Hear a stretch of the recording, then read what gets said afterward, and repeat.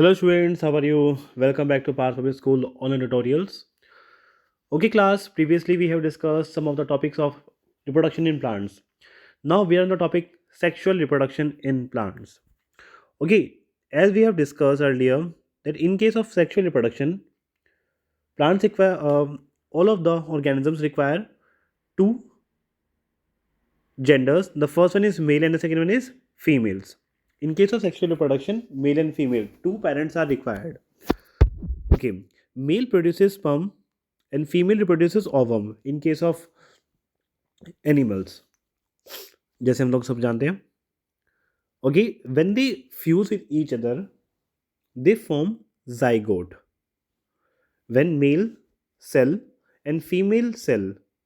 reproductive cell and female reproductive cell fuses with each other, they form zygote, and this process is named as what?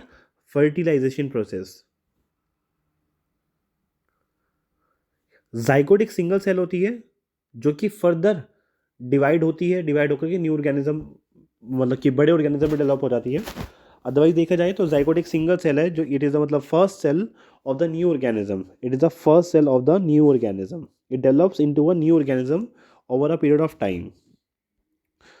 Okay, अगर हम plants में sexual reproduction देखते हैं, सो देर are some plants जिनके पास सिर्फ और सिर्फ एक मेल पार्ट होता है. देर आर सम प्लांट्स जिनके फ्लावर्स पे क्या होता है, सिर्फ और सिर्फ फीमेल पार्ट्स होता है. और कुछ ऐसे जिन पे क्या होते हैं, दोनों पार्ट होते हैं, मेल एंड फीमेल. जैसे rose, sweet pea, they both contain male and female reproductive organs. और इसीलिए उन्हें बोलते हैं क्या, हेर्मेफ्रोडाइट्स, जिसमें मेल और फीमेल दोनों होते हैं. इन्हें हम कंप्लीट और बाइसेक्सुअल फ्लावर्स भी कहते हैं. और जिनके पास ऐसा नहीं होता, जिनके पास सिर्फ और सिर्फ मेल या फीमेल्स होते हैं, उन्हें हम बोलते हैं इनकम्प्लीट और यूनिसेक्सुअल फ्लावर्स. नाउ अब देखिए फ्लावर का डायग्राम देखने जा रहे हैं हम लोग. इस फ्लावर का डायग्राम में कुछ पार्ट्स देखते हैं. The very first part is the male reproductive part, that is stamen. As you can see in the figure, stamen. Stamen के टोटल यहाँ पे दो पार्ट आपको दिखेंगे. The very first one is anther, जो कि उसका हेड पार्ट है, and the second one is filament. This is the head part anther and this is the filament. Okay, anther वो पार्ट होता है जिसके अंदर पोलन ग्रेन्स फिल्ड होते हैं. ये पोलन ग्रेन्स ही मेल रिप्रोडक्टिव सेल्स को कैरी करते हैं. Now the next one is female reproductive part, that is the carpel. Carpel की फर्दर कुछ पार्ट्स आते हैं जैसे स्टिग्मा, स्टाइल, ओवरी. ओवरी के अंदर होते हैं ओव्यूल्स, और हर ओव्यूल के अंदर क्या होते हैं, ओवम होते हैं. इनके फीमेल रिप्रोडक्टिव सेल्स होती हैं वहाँ पर. फिर फ्लावर के पास सिर्फ और सिर्फ ये मेल रिप्रोडक्टिव पार्ट या फीमेल रिप्रोडक्टिव पार्ट नहीं होते, उसके साथ उसकी एक्सेसरीज भी होती हैं, जैसे पेटल्स एंड सेपल्स. पेटल्स का बेसिकली काम क्या होगा, एक तो प्रोटेक्शन करना फ्लावर की, दूसरा इंसेक्ट्स को अट्रैक्ट करना for pollination process. Pollination process क्या होता है वो भी देखेंगे हम लोग. सेपल्स का रोल होता है to protect the plant, to protect the flower, और sorry, to protect the male and female reproductive parts. चलिए let's see further. Now the next one is pollination. The topic is pollination. देखिए pollination process क्या होता है, mail reproductive part के पास pollen grains है, वो pollen grain female की stigma तक ट्रांसफर होनी चाहिए. The transfer of pollen grains from anther to stigma, the transfer of pollen grains from anther to stigma is known as what, pollination process. Okay, अब there are two types of pollination. The first one is self pollination and the second one is cross pollination.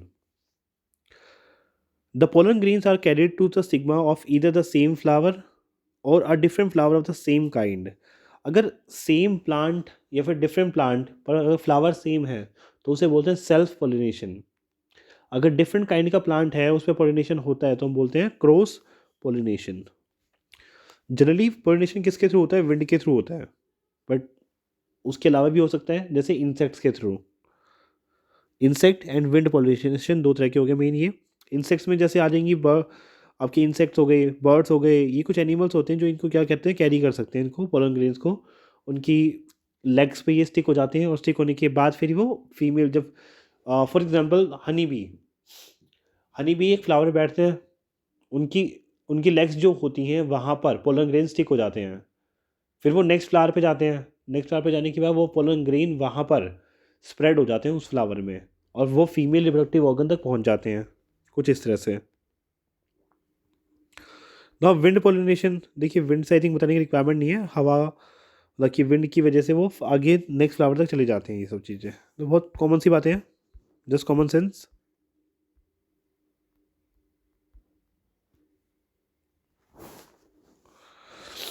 Next देखते हैं fertilisation. Okay, fertilisation मैं आपको बता चुका हूँ। The stigma of each flower secrets a liquid containing sugar, the pollen grains respond liquid and start growing. However, the dash rain starts growing only if the liquid is, I don't know what is written here, black flower of its own species. Okay, देखिए fertilisation process क्या होता है। Fertilisation क्या होता है कि male reproductive cell और female reproductive cell जब मीट करते हैं तो उसे हम क्या बोलते हैं, फर्टिलाइजेशन प्रोसेस बनते हैं, जिसके थ्रू बनते हैं सीड्स बनते हैं, फिर बाद में सीड फॉर्मेशन होता है।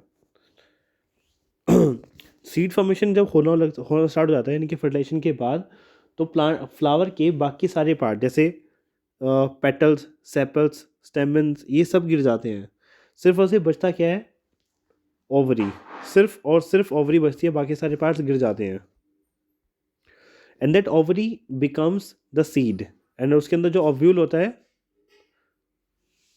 देखिए ये ओव्यूल है यहाँ पे, ओवरी, ये ओवरी किस में कन्वर्ट हो रही है, आपके सीड में कन्वर्ट हो जाती है।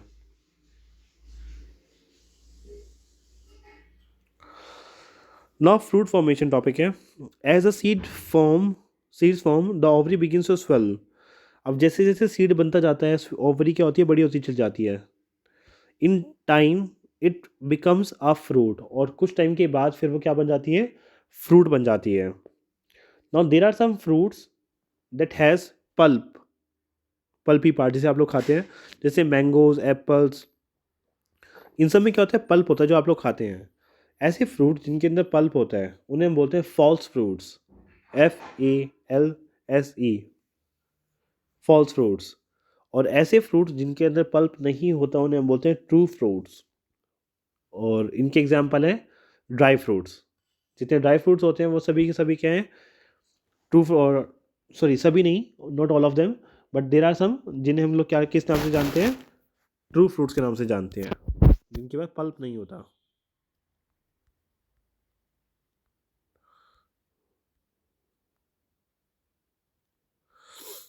नाउ अब सीड फॉर्मेशन के बाद जो नेक्स्ट टॉपिक आता है वो मेन टॉपिक है हमारा डिस्पर्जल ऑफ सीड्स, कि अब वो डिस्पर्स कैसे होंगे, यानी कि एक जगह से दूसरी जगह क्यों जाएंगे, कैसे जाएंगे।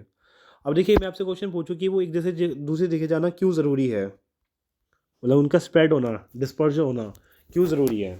बिकॉज अगर वो डिस्पर्स नहीं होंगे, अगर वो एक ही जगह जाके गिर जाते हैं सारे के सारे, तो वो वहीं पर उनको अब उन सीड्स, वो तो ऑब्वियस ही बात है, उनको फेवरेबल कंडीशन मिलेगी, वो ग्रो करना स्टार्ट करेंगे, पर क्या उनको स्पेस मिलेगा, द आंसर इज नो।